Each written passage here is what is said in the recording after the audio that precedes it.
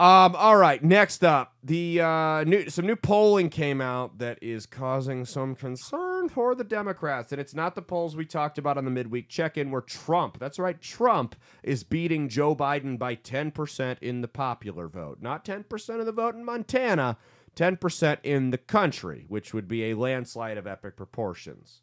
So a new poll has shown that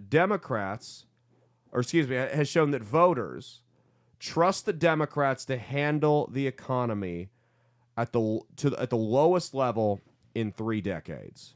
So 49% believe Republicans do a better job at handling the economy, while 28% think Democrats are better. Now, this is the largest lead Republicans have had since 1991. This is an NBC News poll, so this isn't some right-wing hack newspaper that ran this. This is the left saying this.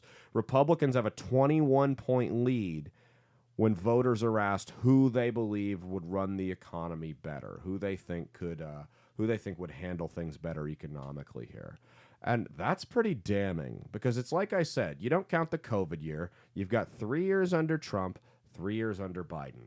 And people are just going to, I said this on the midweek check-in, people are just going to put their financial situations under Trump and under Biden side by side and compare.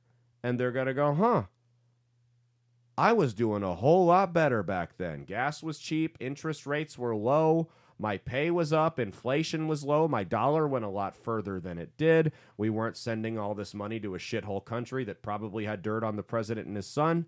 None of that was going on, Maybe I shouldn't vote for this Biden guy. Maybe some he's not on Twitter anymore. He's on his own app, Truth Social. Maybe some mean truths are worth it if it means that I can actually pay my bills again without maxing the credit cards out every time I want to go to the grocery store or fill up my car.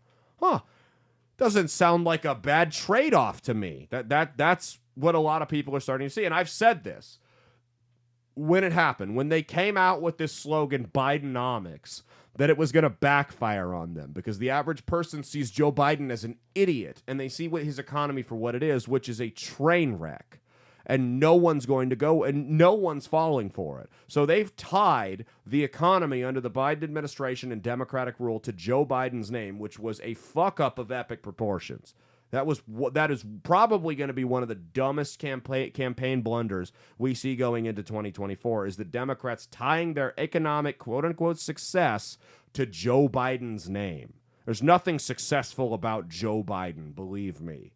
Nothing successful other than the fact that he's a corrupt piece. I guess he did succeed at being a corrupt piece of garbage. Hey, thanks for watching. If you liked what you saw, be sure to click the link in the description to get the full episode on Rumble. If you prefer to listen along, you could actually get us on Spotify, Spreaker, and iHeartRadio. You can also go to www.outlawstreamers.com to learn more about not just my show, but tons of other great shows and all the exciting projects they have coming up. Follow my socials at Caleb Isn't Funny on Twitter and Instagram, at Caleb Salvatore Comedy on the Chinese Spy app that is TikTok, and be sure to like and subscribe to this YouTube channel. Thanks, and we'll see you every Saturday for brand new episodes of That's Based. Peace.